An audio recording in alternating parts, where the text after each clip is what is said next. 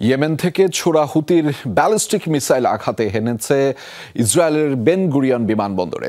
আতঙ্কে নিরাপদ আশ্রয়ে ছুটতে দেখা যায় ইসরায়েলিদের। হামলার কমপক্ষে ৮ জন আহত হয়েছে। গাজায় ইসরায়েলি আগ্রাসন শুরুর পর হুতিরা নিয়মিত মিসাইল হামলা চালালেও সেগুলো ভূপাতিত করেছে আইটিএফ। তবে এবার তারা ব্যর্থ হয়েছে, যা নজিরবিহীন বলে আখ্যা দিচ্ছে ইসরায়েলের গণমাধ্যম। শ্রীলঙ্কা আবারও রপ্তানিতে শীর্ষে।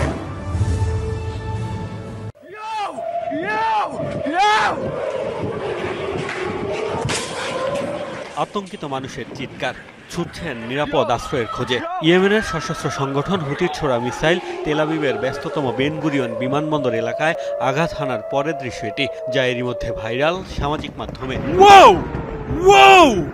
রোববার ব্যালিস্টিক ক্ষেপণাস্ত্র হামলার জেরে আতঙ্ক ছড়ায় ইসরায়েলে। তেল আবিবের বিভিন্ন স্থানে সাধারণ মানুষকে নিরাপদ আশ্রয়ে ছুটতে দেখা যায়। সতর্কতার সাইরেন আর বিস্ফোরণের বিকট শব্দের পর কেউ সড়কে গাড়ি রেখে, কেউ আবার রেস্তোরাঁ, শপিং মলে কাজ অসম্পূর্ণ রেখেই ছুটেছেন শেল্টারে।